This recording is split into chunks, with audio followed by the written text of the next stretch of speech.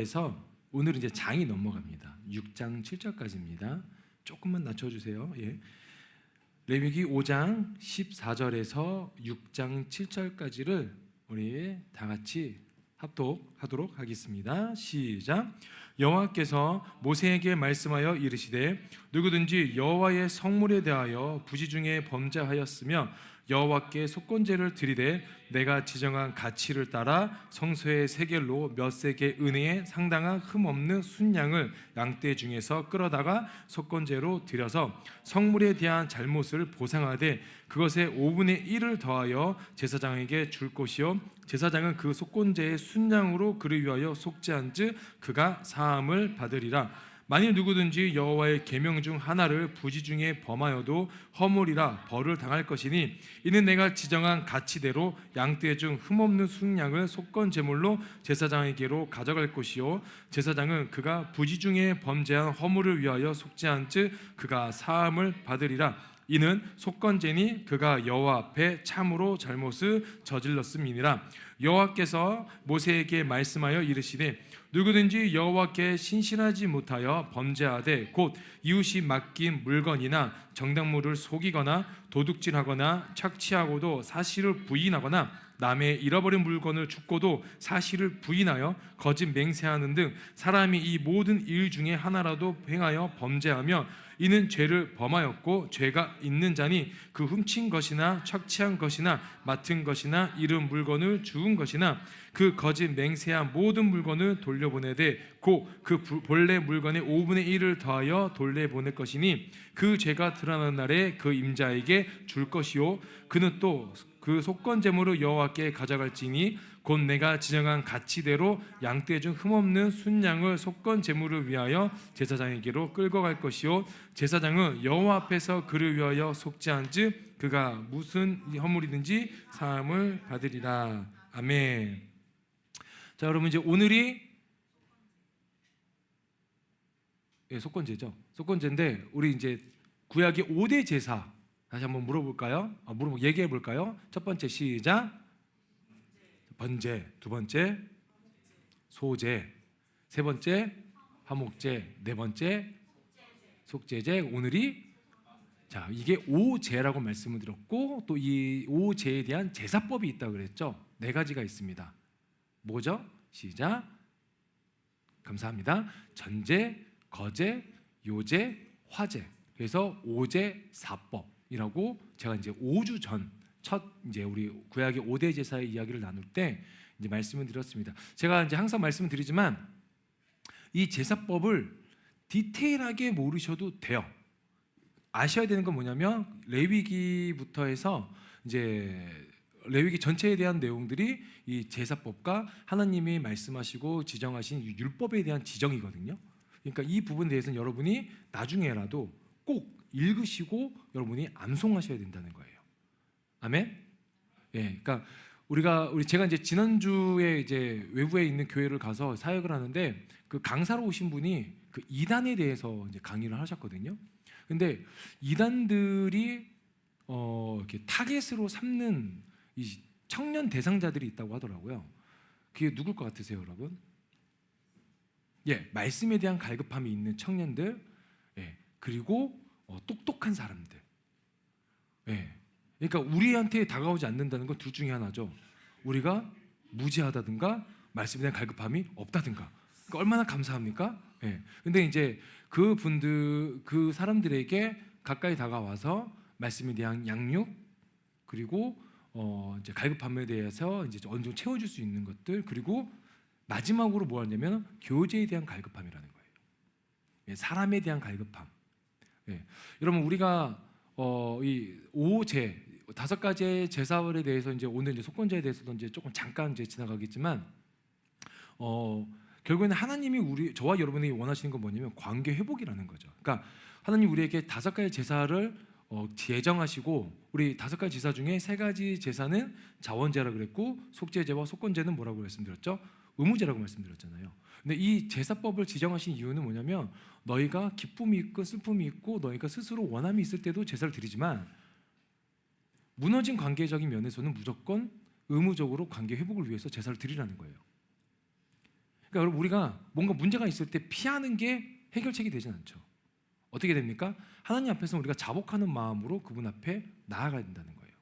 하나님이 우리가 이제 말씀을 나누고 또 교제를 하고 이제 우리가 이제 그 교회 내에서 얘기할 때 꼭 항상 얘기하는 것들이 뭐가 있냐면 하나님이 찾으시는 한 사람의 예배자가 되기를 소망합니다라고 우리가 이렇게 선포하고 고백하고 또 스스로 다짐하지 않습니까? 근데 그 하나님이 찾으시는 한 사람의 예배자는 다른 어떤 뭐 믿음이 큰 사람, 하나님을 위해서 뭐 죽을 힘을 다해서 뭐 사역하는 사람이 아니라 하나님을 사랑하는 사람이라는 거예요. 그분과의 관계 회복이 먼저인 사람을 원하신다는 거죠. 그러니까 저는 여러분이 제가 이 오제 우리 그 연초에는 요한계시록에 나오는 7교회 그리고 레위기에 나오는 이제 이번에는 이제 오제 그리고 이제 다음 주는 우리가 친구 초청 예배라서 이제 새신자들을 위해서 그리고 우리의 좀 신앙을 다시 한번 리플레시하고 점검해보는 말씀을 하고 9월부터는 엔카운트 교회가 어떠한 믿음과 신앙과 방향성을 잡을 건지를 제시해 주려고 해요. 그러니까 아마 여러분 중에서 누군가는 불편할 수도 있고 그리고 좀 그 부분이 안 맞을 수도 있고 그리고 내가 이렇게까지 해가지고 이걸 따라가야 되나라는 의구심이 들 수도 있어요. 그런데 제가 10년의 시간의 사역을 하면서 제가 이렇게 좀 점검해 보니까 저희 교회가 아이덴티티라는 게 굉장히 약하더라고요. 그래서 이 교회는 어떤 교회입니다. 이게 아니라 크리스천으로서 엔카운트 교회를 섬기는 그리고 하나님을 사랑하고 그분을 따라가고자 한 우리가 이 교회의 질서와 규율을 어떻게 맞춰갈 것이냐에 대해서 나누려고 하는 거고 연말에 가서는 제가 이제 리더십에 대해서 잠깐 얘기를 나누려고 합니다. 이 부분들은 여러분이 모르셔도 돼도 상관없어요. 이거는 저는 이 자리에서 여러분에게 고백하고 설교하고 나눔을 하는 이유는 이렇게 하자라는 게 아니라 이 방향성이 있고 나는 그 길을 갈 테니 같이 가자라는 겉면입니다. 자, 목회자가 이 자리에서 여러분에게 해라고 하면 여러분은 따라오셔야 되죠. 아멘? 아니죠, 여러분. 따라오시면 안 돼요. 그럼 예를 들어서 여러분, 제가 여러분에게 이 자리에서 여러분 우리 교회가 저희는 빚이 없죠? 빚은 없죠. 저희 교회는 빚이 없는데 우리 빚을 갚기 위해서 우리 여러분 각각의 이제 우리 3개월 동안 헌금을 3개월 동안 여러분 월급 헌금하십시오. 여러분 따르실 수 있으십니까? 못 따르잖아요. 바로 나오잖아요. 왜? 그거는 아니라는 거죠. 근데 그 말에 대해서 아멘하는 사람들이 있다라는 거예요. 근데 그게 잘못됐다는 건 아니지만 그런 믿음을 요구하지 않으신다는 거죠. 여러분 자원이라는 게 뭡니까? 내 마음에 소원함이 있어야 된다는 거고 내 마음이 울어서 나야 된다는 거죠. 헌금은 뭡니까? 자원이에요. 그죠? 아멘? 강한 용가 아닙니다. 자원이에요. 그런데 하나님이 유의하게 의무로 놔두신 것은 속죄와 속건이라는 거예요. 그건 뭐냐면 죄에 대해서는 무조건 하나님 앞에서 정결해지라는 겁니다. 자, 속건죄에 대해서 조금 얘기 나눠볼까요? 자, 속건죄는 두 가지로 크게 나눌 수 있습니다. 하나는 하나님 앞에서의 죄와 이웃 간의 죄를 나누는 거예요. 그래서 우리 오늘 말씀을 보면 5장 14절에서 19절까지는 하나님 앞에서의 죄예요. 그리고 6장 1절에서 7절까지가 이웃 간의 죄들을 이야기합니다. 자, 우리 먼저 하나님에 대한 부분에 있어서 얘기를 하겠습니다. 우리 14절부터 16절까지 함께 하겠습니다. 시작. 여호와께서 모세에게 말씀하여 이르되 누구든지 여호와의 성물에 대하여 부지 중에 범죄하였으며 여호와께 속건제를 드리되 내가 지정한 가치를 따라 성소의 세겔로 몇 세겔 은혜에 상당한 흠없는 순양을 양떼 중에 끌어다가 속건제를 드려서 성물에 대한 잘못을 보상하되 그것의 5분의 1을 더하여 제사장에게 줄 것이요 제사장은 그 속건제의 순양으로 그를 위하여 속죄한즉 그가 사함을 받으리라. 자, 첫 번째 죄에 대해서 뭡니까? 여호와에 대한 성물에 대한 죄라는 거예요. 자, 성물은 뭘 얘기할까요? 우리 교회도 성물이 있잖아요. 성물은 뭘까요? 어떤 거? 구분돼. 그러니까 그게 뭐냐고. 구분되어진 거 뭐예요? 뭡니까? 그러니까 하나님께 드려지는 모두를 얘기해요. 그러니까 현실적으로 뭐가 있죠? 지금 시대 현실적으로 하나는 하나님께 드려지는 모든 것. 여러분이 제일 쉽지만 어려워하고 어렵지만 해야 되는 것들 뭡니까? 헌금. 네. 그리고 두 번째 뭐예요? 성물. 이 물품들. 이런 것들을 부지 중에 훔치는 자들이 있다는 거예요. 하나님께 여러분 예를 들어서 제가 헌금함에 돈을 손 집어넣어요. 제가 이제 주은이하고 짝짝꿍이 맞아가지고 주은아 보너스 좀 줄래? 그런데 주은이가 아 그럼요 하면서 보너스가 여러분에게는 속이고 여러분에게는 그냥 뭘 무품을 샀습니다 하고 저한테 따로 이렇게 뭐 이렇게 보내줬어요. 이거는 뭐예요? 죄죠. 맞죠? 죄 아니에요. 죄죠. 왜 죄예요? 나 보너스 받는 게 죄입니까? 죄예요? 왜 죄예요? 그렇죠. 그러니까 헌금은 제가 예전에 말씀드렸지만 우리가 교회 내에서 가장 편안하게 보편적으로 이야기 나눠야 될 거는 그 중에 하나가 여러 가지 예봤으면 그 중에 하나가 재정이라고 말씀드렸어요. 그 이유는 뭐냐면 교회가 어두워지고 교회가 음탕해진다고 표현할까요? 그리고 교회가 무너지는 가장 쉬운 방법 중에 하나가 뭐냐면 돈에 대해서 우리가 오픈되어지 않을 때인 것 같아요.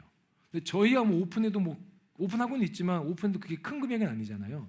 그런데 제 그것들을 여러분이 내는 헌금을 제가 의미적으로 누군가에게 지위를 이용해서 지위랄 것도 없죠. 뭐 담임이 하지만은 뭐 딱히 뭐 그런 게 없지만 제가 이용해서 야 좀 줘라 한다면 그거는 죄가 된다는 거죠. 여러분 당시에도요 뭐가 있었냐면 부지 중에 뭐예요? 성물에 대해서 부지 중 그러니까 몰라서 이거를 이렇게 좀 취한 사람들이 있었다는 거예요. 그럼에도 불구하고 뭐예요? 하나님 앞에서 죄를 고백을 하라는 겁니다. 그런데 조건이 있어요. 자, 뭐냐면은 우리 16절 볼까요? 자, 보상을 하는 겁니다. 시작. 성물에 대한 잘못을 보상하되 그것을 뭐예요? 5분의 1을 뭐하라 합니까? 더하라 그래요. 그러니까 그 성물의 그 가치에 20%를 더 더하라는 거예요. 그래서 제가 보너스를 100만 원을 받았다. 아, 저 좋겠네요. 자, 100만 원을 받았다. 그러면 보상을 해야 돼요. 얼마를? 120. 여러분 죄 지면 안 돼요. 다 보상을 해야 된다는 거예요. 예.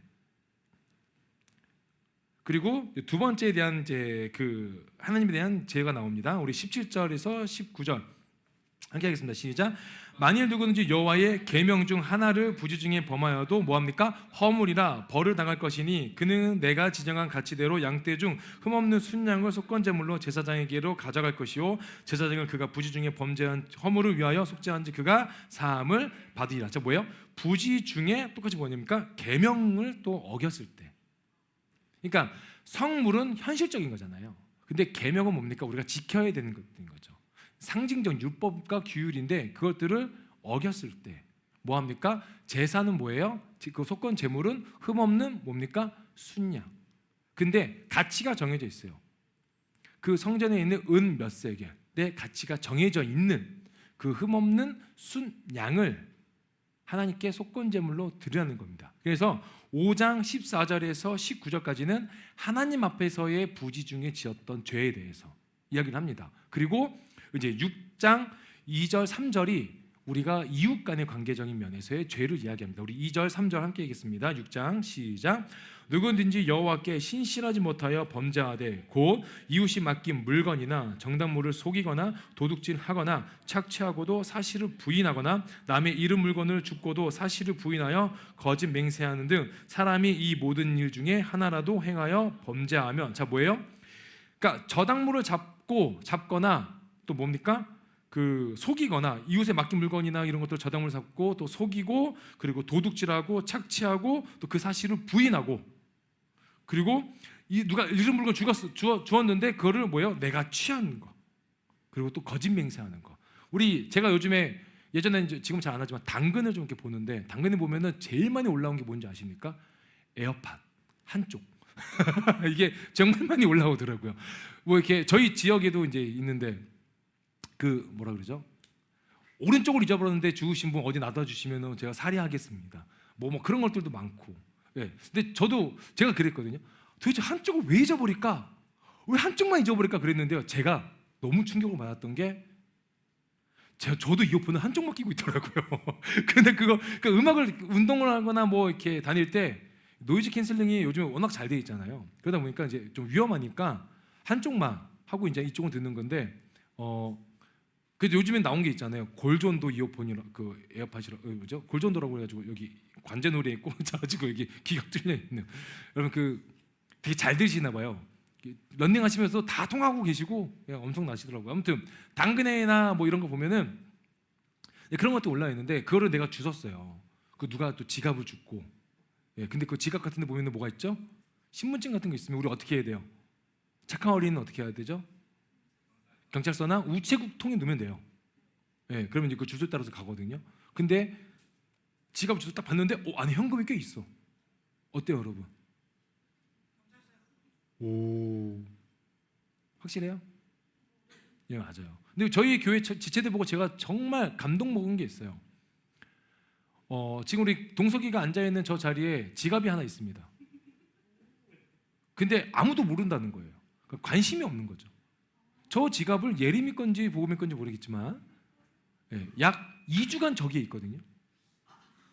근데 그 누구도 취하지 않는다는 거, 그 누구도 그 내용을 보지 않는다는 거, 그냥 사진을 봤을 때 보금이가 있구나, 엎어버린다는 거. 참 대단한 은혜이지 않습니까? 그러니까 얼마나 감사합니까? 참 우리 엔카운터 여러분 참 선하십니다. 왜 아멘이죠? 근데 중요한 건 이 속건제에 대한 그 배상법이 또 뭐냐면은 죽은 것이든 뭐든 간에 뭐예요? 거기에 대해서도 5분의 1을 더하라는 거예요. 갚을 때, 나눠줄 때. 내가 예를 들어서 에어팟 하나를 뭐 이렇게 주셨어요. 근데 내가 취했는데 걸렸어요. 그 걸리면 바로 줘야 되잖아요. 그 줄 때 어떻게 하는 거예요? 그 값어치의 5분의 1을 더해서 주라는 겁니다. 그게 속건제예요. 그럼 우리가 비슷하지만 다른 건 뭐냐면 속죄제와 속건제 비슷하지만 다른 점은 속죄제는 그 죄를 깨달았을 때 제사를 드리면 돼요. 우리 말씀 볼까요? 우리 레위기 4장 10절입니다. 14절. 레위기 4장 14절. 자, 함께 읽습니다. 시작. 그 범한 죄를 깨달으며 회중은 숫서가지를 속죄제로 드리치니. 자, 뭐예요? 그 죄를 깨달으면이에요. 이게 속죄제예요. 그런데 속건제는 뭐냐면 어디 몇 장 있죠? 우리 17절 함께 읽습니다. 시작. 만일 누구든지 여호와의 계명제 하나를 부지 중에 범하여도, 그러니까 모르고 범하여도 속건제를 드리라는 거예요. 그러니까 이게 속죄제와 속건제에 비슷하지만 차이점이 있고, 또 하나는 뭐냐면 속건제는 배상의 의미가 분명히 있다는 거죠.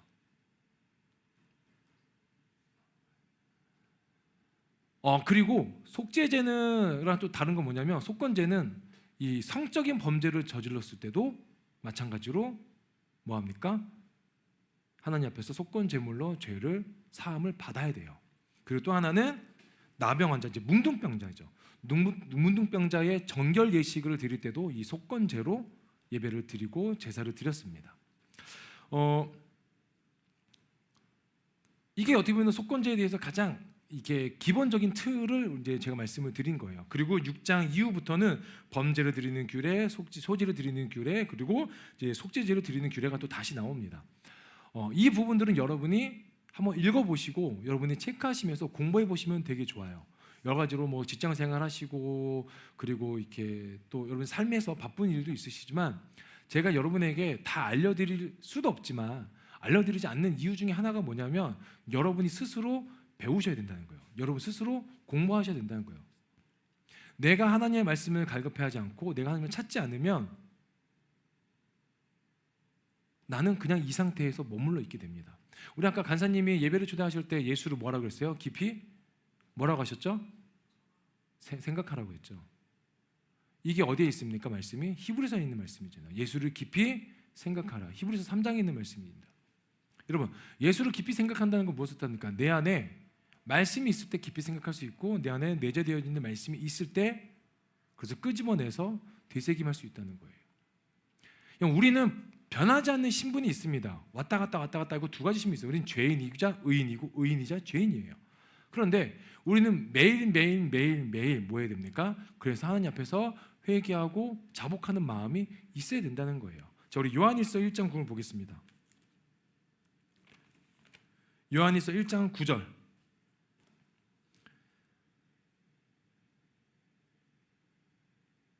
요한일서 1장 9절에서 10절입니다. 함께 읽겠습니다. 시작.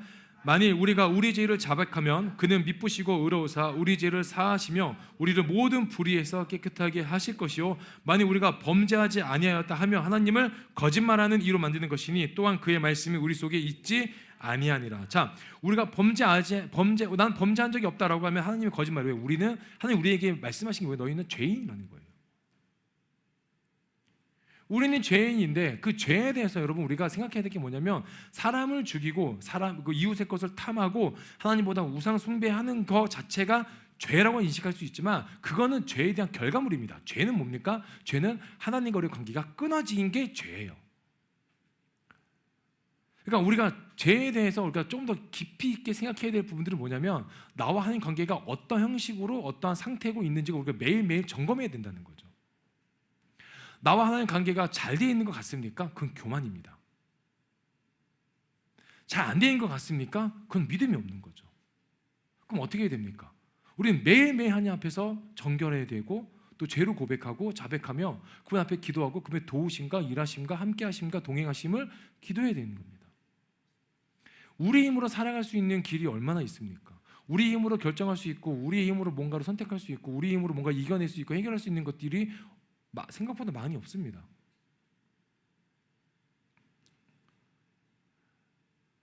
여러분 우리가 밥 한 번 먹을 때도 세 사람이 모였다고 칩시다. 현경이, 예림이, 연수가 모였다 칩시다. 현경이가 나 오늘 속이 안 좋아. 밥을 못 먹을 것 같아. 근데 갑자기 연수가 아니야 넌 먹을 수 있어. 마라탕 먹으러 가자. 근데 현경이가 그럴까? 근데 예림이가 아니야 오늘은 엽떡이야. 어때요 여러분? 우리가 선택할 수 있는 게 아무것도 없어요. 제가 이 얘기를 드린 이유는 실제로 셋이 이런 얘기를 나눈 걸 제가 들었기 때문에 말씀을 드린 겁니다. 어떻습니까 여러분? 밥 한 끼 결정하는 것도 쉽지 않잖아요. 공동체가 모인다면. 그런데 주님이 우리에게 정확하고 명확하고 약속하신 게 뭡니까? 너희가 내 이름으로 두세 사람이 모인 곳에 내가 그들과 함께 있다고 했어요. 모인 곳에 있겠다는 게 아니라 모인 곳 그들과 함께 있겠다는 거예요. 그러니까 우리가 모인 이유가 뭡니까? 우리가 죄인임을 고백하고 자백하고 그분이 의로우시고 그분 미쁘시기 때문에 우리의 죄를 깨끗하게 하시고 용서하시는 그분에 대한 뭡니까? 믿음이 있기 때문에 그분 앞에 나와서 기도하고 고백하고 우리가 엎어지는 거 아닙니까? 그런데 교만한 자들은 어떻게 합니까? 기도하지 않고 죄를 고백하지도 않고 그저 내 상황과 내 형편에 맞춰서 신앙생활을 한다는 거죠. 신앙생활은요 생각보다 어려워요. 예전에 제가 좀 이렇게 존경하던 목사님이랑 대화할 기회가 좀 있었는데 그분이 그런 얘기를 하셨습니다. 제가 전도사 할 때 박 전도사, 네 성도와 목회자의 가장 큰 차이가 뭐라고 생각하나? 너무 무서웠어요. 차이가 없는 것 같거든요. 저는 성도 같고 성도가 목회자 같은 경우가 많이 있었기 때문에 글쎄요. 그러니까 그분이 얘기하셨어요. 성도는 돈을 내고 교회를 다닌다. 목회자는 돈을 받고 교회를 다닌다. 그러면 목회자가 어떻게 해야 되겠는가? 죽을 힘을 다해서 사역을 한다는 거예요. 근데 왜 성도들이 죽을 힘을 다해서 사역을 하고 목회자를 섬기며 목회자는 그게 당연하게 받아들이는가? 그거는 아니라는 거죠. 너무 감사했어요. 저에게는요 뭐가 있었냐면 누군가가 도움이 당연하게 여겨질 그때 그 시기였거든요. 근데 여러분 정말 열심히 헌금 내고 또 시간 내고 봉사하고 헌신하지 않으십니까? 그렇게 하는 이유가 뭡니까? 내 만족 때문에 그러십니까? 그러면 안 하셔도 돼요. 헌금 안 하셔도 됩니다. 여러분 만족 때문에 한다면 안 하셔도 된다는 거예요. 봉사든 헌금이든 예배 시간 맞춰서 오는 것이든. 그런데 하나님 앞에서 내가 받은 은혜가 너무 크기 때문에 그게 너무나 자연스럽게 나오는 하나님 앞에서의 헌신이고 하나님 앞에서의 고백이라면 하시라는 거예요. 그건 강요가 아닌 뭡니까? 자원이라는 거죠. 5대 제사의 가장 큰 틀은 관계 회복입니다. 속죄와 죄의 정결과 관계 회복이 이 5가지 제사예요. 그런데 우리는 하나님과의 관계가 우선이 되는 것이 아니라 내 옆에 있는 사람과의 관계가 우선이고 직장과의 관계가 우선이고 내가 이루고자 하는 목표와 꿈이 먼저가 되기 있으니까 하나님이 어떻게 됩니까? 내 뒤에 있음에도 불구하고 그걸 모르고 하나님을 그저 이름만 끄집어내어서 요술램프 지니처럼 소원과 소망과 바램을 하니까 딜을 할 때가 있다는 거죠. 이거 해주시면 이거 할게요. 이건 서원과 다른 겁니다. 저도 그런 기도를 했기 때문에 말씀을 드리는 거예요. 저 또한 지금도 그런 기도를 하고요. 할 때가 너무나 많이 있고요. 여러분, 신앙은 똑같을 수가 없습니다. 누군가와. 저하고 사모님하고 신앙관이 똑같을 것 같습니까? 아니에요, 여러분. 하물며 부부도 가족들도 다른데 각각의 다른 삶을 살고 있고 각각의 다른 문화를 지내왔던 우리가 어떻게 똑같아질 수 있습니까? 불가능해요. 그런데 그걸 가능케 하신 분이 누굽니까? 예수 그리스도고 그걸 가능케 하신 허락하신 분이 하나님이시고 그 일을 하기 위해서 우리가 뭐 해야 됩니까? 동일한 성령님을 믿어야 된다는 거예요. 그러니까 여러분, 엔카운터 교회 다니실 때만이라도 여러분의 가치관이나 여러분의 어떤 생활에 대한 것들을 최대한 조금은 덜 보이게 하지 말라는 게 아닙니다. 이 교회가 저는 너무나 사랑합니다. 저희는 굉장히 큰 인생의 가장 큰 부분을 차지하고 있는 거예요. 아마 여러분에게도 동일할 수도 있고 또 어떤 분은 그러지 않을 수도 있죠. 제가 오늘 새벽에 잠이 안 와서 예전 사진을 좀 이렇게 봤는데 이 잠실동이 이제 물난리가 났을 때를 이제 봤거든요. 그때 현경이가 엄청 어렸더라고요. 사진 보고 깜짝 놀랐어요. 그때 현경이가 21살인가 22살 때 왔거든요. 지금 현경이가 알잖아요. 30인 거. 그러니까 이제 다른 거죠. 애가 너무 여리여리하고 그냥 막 저랑 싸우려고 하는 그 온갖 그 눈의 표정이 다 보였어요. 근데 그 와중에 봤는데 우리 아영이가 그 공사를 하고 있었어요. 그 벽지를 바르고 있는 그 사진이 있더라고요. 사모님과 함께 쪼그려 앉아가지고 막 이렇게 하고 있고 그런데 그 다다음 장이 침수돼가지고 다 난리가 나. 그 일을 겪어오니 제가 어떤 생각이 들었냐면 와, 우리가 구층에 있는 게 너무 큰 은혜인 거예요. 이제 지난주에 이제 한 목사님이 전화가 왔습니다. 야, 비 괜찮았니? 난리 났는데 어땠니? 와, 형, 우리는 9층이라서 큰 문제는 없었어. 야, 너 예전에 잠실동에 있었으면 어떻게 됐겠니? 이번에 잠실동에 있었으면 아마 나도 둥둥 떠나지 않았을까? 그 정도로 힘들지 않았습니까? 그런데 시간이 지나오니까 어떻게 됩니까? 하나님이 이 교회를 이끌어 가신다는 거예요. 하나님이 필요한 만큼 부어주신다는 거예요. 그러니까 욕심낼 필요가 없더라고요. 근데 제가 얼마나 욕심이 많았습니까? 그게 뭐예요? 그 욕심이 앞서니 관계가 끊어지는 거예요. 누군가? 하나님과. 하나님과 관계가 끊어지니 사랑하는 게 아니라 일을 하기 시작한 거고, 하나님과 관계가 끊어지니 여러분의 삶의 어려움들을 바라본 것이 아니라 여러분의 삶을 통해서 교회에 채워질 부분들을 바라봤다는 거죠. 전 그래서 계속 회개하고 있습니다. 말씀을 좀 정리하겠습니다.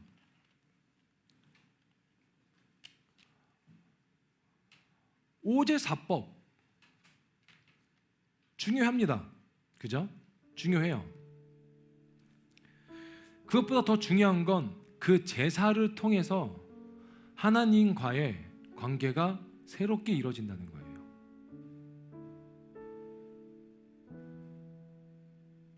왜 하나님이 그 5가지의 제사를 제정하셨을까요? 사랑하기 때문이에요. 이건 사랑하면 뭐가 생깁니까? 피할 길을 주시고 용서의 자리를 마련하신다는 겁니다. 그리고 또 대화를 하고 나눔을 가지며 서로가 서로에 대해서 다시 알아가는 시간을 가집니다.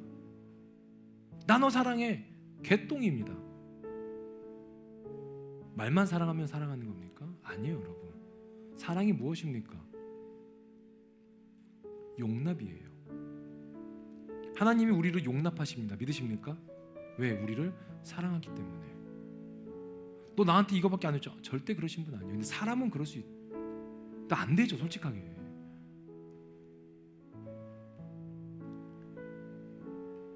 사랑을 모르는 사람이 어떻게 사랑하는 줄 아십니까? 사랑을 못하는 사람은요, 자기중심적인 사랑을 해요. 말로는 다 이해한답니다. 이해 안 되는 거죠. 하나님이 저와 여러분을 이해하십니까? 이해 안 하세요. 어떻게 하십니까? 그냥 받아들이신다는 거예요. 상무야, 내가 너 이해하니까 일로 와. 이게 아니라, 그래 상무나 이리 와라. 내가 너 이해하고 못 이해하고 그게 중요한 게 아니라 내가 너를 받아들이겠다는 거예요. 우리가 천국 가는데 하나님이 야, 너는 이런 자격이 없어, 이렇게 하실 분이 아니라 딱 하나만 요구하신다고 그랬잖아요. 뭘 요구하신다고 그랬죠? 너 누가 이 자리에 오라고 그랬어? 예수님이 오라고 했는데요. 그럼 된다는 거예요. 그러면 된다는 거예요. 너 교리 얘기해봐. 너 엔카운트에서 배운 거 얘기해봐. 그게요, 우리 목사님이 자꾸 돈 얘기만 해가지고요. 그게 우리 목사님 자꾸 전도만 얘기해서요. 그게 아니라 너가 이 자리까지 오게 된 경위가 뭐야? 예수님을 사랑해서요. 예수님이 오라고 하셨어요. 예수님이 다 아신다고 하셨어요. 그러면 그 길이 열린다는 거예요. 여러분, 복잡하게 생각하지 마십시오. 사랑은 그냥 눈에 보이는 대로 보시고 받아들이시면 돼요. 눈에 보이는 대로. 눈에 보이면 우리 어떻게 합니까? 누가 보이면 쟤 저거 믿어도 되나? 쟤 또 아닐 것 같은데. 이렇게 하지 마시고 눈에 보이면 보이는 대로. 아프게 하면 또 아프세요. 뭐 어떻게 하겠어요? 아프게 하는데 안 맞으니까 아픈 거예요, 여러분. 제가 이거 하나 말씀드리고 정리하겠습니다. 요즘에 이제 한의원을 다니고 있어요. 제가 한의원을 다니고 있는데 입 아픈 것 때문에 한의원 다니고 있는데 이제 침을 맞으러 이제 일주일에 2번 정도 갑니다. 근데 침이 이렇게 정수리부터 시작해가지고 프랑켄슈타인처럼 정수리 3개, 여기 3개, 턱에 3개, 이제 목 여기 턱 여기 4개 이렇게 쭉 타고 내려옵니다. 배꼽까지. 그리고 이제 약침, 봉침 막 다 놔요. 그리고 이렇게 한 15분 정도 누워 있어요.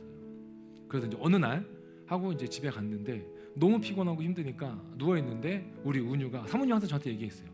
오빠 소파 밑에 누워 있지만 운유가 오빠 언제 밟고 지나갈지 몰라. 근데 알았어 하고 나서도 제가 그날 그냥 피곤해가지고 누워 있었어요. 누워 있는데 갑자기 운유가 오더니 아무렇지 않게 제 배를 딱 밟은 거예요. 와, 여러분, 전 갈비뼈 나간 줄 알았어요. 너무 세게 밟았어요. 그래가지고 앞에 아파 해가지고 이제 가서 만지고 있다가 이제 화장실 갔는데 멍이 든 거예요. 딱 정중앙에 딱 멍이 들었는데 저는 운유가 밟은 건지 침을 맞아서인지 모르겠는 거예요. 그런데 화가 누구한테 갑니까? 운유한테 가는 거예요. 근데 제가 운유한테 너 막 모르겠는데 운유가 갑자기 막 이러는 거예요. 제가 혼나있는데도. 근데 여러분 어떻게 되는 줄 아세요? 이러니까요, 그게 너무 사랑스러운 거예요. 근데 감사하게도 운유가 밟아서 멍든 게 아니고 약침을 너무 세게 맞아서 제가 배 근처에 있는 그 필줄이 다 터가지고 먹는 거라도 지금도 크게 있습니다. 까들할 수는 없고 뱃살이 많아서. 근데 이제 제가 운유를 보고 느낀 게 있어요. 그걸 보고서 뭐냐면 하나님이 우리를 그렇게 보신다. 우리는 하나님 앞에서 얼마나 죄인입니까? 근데 하나님이요, 제가 하나님 그럼에도 불구하고 하나님 보고 싶어요. 그러면 하나님이 죄 때문에 화가 나셔도 오신다는 거예요. 안아주신다는 거예요. 보듬어 주신다는 거예요. 우리를 위로하신다는 겁니다. 그게 관계라는 거예요. 그래서 여러분, 무너진 관계 몰라요. 저는 여러분 무너져 계신지 잘 이루어져 계신지 모르지만 관계를 한번 돌아보십시오. 여러분 스스로 돌아보시고 무너져 있다면 그분 앞에 다시 한번 나가십시오. 그리고 좀 잘 돼 있다면 어떻게 하면 더 잘 될까 또 고민하시고 또 말씀 안에서 살아계신 하나님 만나시고 또 그래서 하나님과의 또 만남을 정말 여러분이 사모하시고 그렇게 돼서 여러분이 하루하루 살아가시는 그 모든 어려움 가운데서 샘도 부여받으시고 위로도 받으시고 격려도 받으시고 길에 대한 방향성도 제시를 받으시기를 소망합니다. 아멘. 자, 이제 5가지 제사법은 알았습니다. 이건 이제 여러분 누가 이단들이 이제 또 다가올 거예요. 이제 절기에 대해서 이단들이 정말 많이 얘기합니다. 우리는 6월절을 지켜야 됩니다. 아니에요, 우리는 안 지켜도 됩니다. 그분은 지켰기 때문에. 그리고 뭐 6월절 절기 얘기할 거고, 왜 주일 예배를 토요일 날 안 드리고 주일 날 드리냐 막 그런 얘기하고, 막 이단들 막 온갖 얘기를 다 할 거예요. 근데 여러분 어설프게 싸우지 마십시오. 그때 어떻게 해야 돼요? 이단들이 다가와서 여러분에게 막 뭐 얘기하면 어떻게 해야 돼요, 여러분? 그럼 가십시오. 그냥 뭐 주시면 그냥 가십시오. 저도 운동할 때 가끔씩 누가 하세요. 6월절 하나님의 어머니 하나님을 믿어야 됩니다. 그렇게 얘기합니다. 그럼 제가 합니다. 안타까운 마음에, 싸우고자 하는 것이 아니라 안타까운 마음에. 여기 신천지가 얼마나 오픈되어져 있습니까? 우리 중에 신천지 있으십니까? 우리 중에? 회개하십시오. 빨리 오픈하십시오.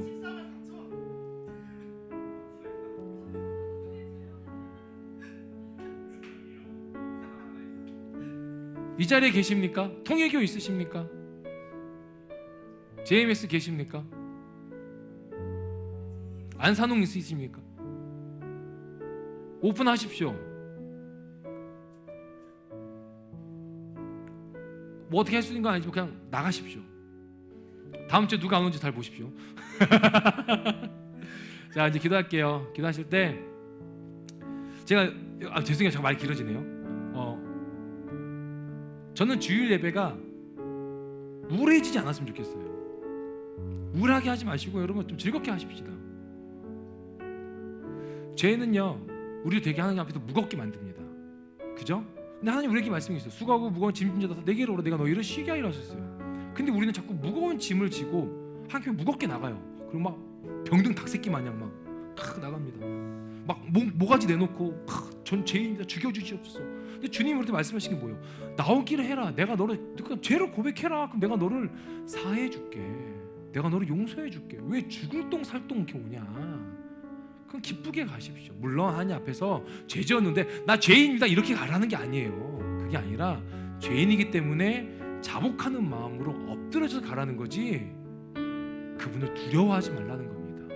그분은 두려우신 분이기도 하지만 그 전이 뭡니까? 그분의 속성은 사랑이라는 거예요. 그분의 속성은 은혜라는 거예요. 그분의 속성은 긍휼입니다. 그분의 속성은 자비와 인자와 신실하심과 선하심이에요. 그분이 우리를 부르십니다. 그분께 나아가기 소망합니다. 아멘. 우리 말씀 생각하시면서 기도하시겠습니다. 기도합니다. 좋으신 하나님 아버지 감사합니다. 하나님, 우리가 주 앞에 나아가고 하나님의 일하심과 선하심 그리고 하나님의 함께 하심을